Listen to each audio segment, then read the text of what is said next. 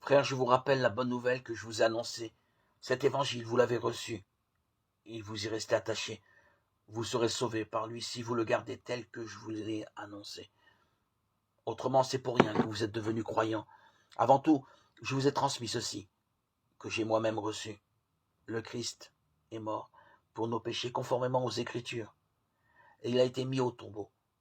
Il est ressuscité le troisième jour, conformément aux Écritures. Et il est apparu à Pierre, puis aux 12. L'un de vous peut demander, comment les morts ressuscitent-ils? Avec quelle sorte de corps reviennent-ils? Réfléchis donc. Quand tu sèmes une graine, elle ne peut pas donner sa vie sans mourir.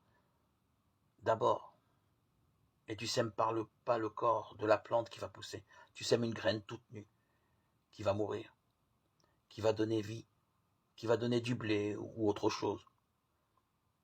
Et Dieu lui donne un corps comme il le veut, à chaque semence, un corps particulier. Il en sera de même quand les morts ressusciteront. Ce qui est semé dans la terre est périssable, ce qui ressuscite est impérissable. Ce qui est semé n'a plus de valeur, ce qui ressuscite est plein de gloire. Ce qui est semé est faible, ce qui ressuscite est puissant. Ce qui est semé est un corps humain, ce qui est ressuscité est un corps spirituel. Puisqu'il existe un corps humain, il existe encore un corps spirituel.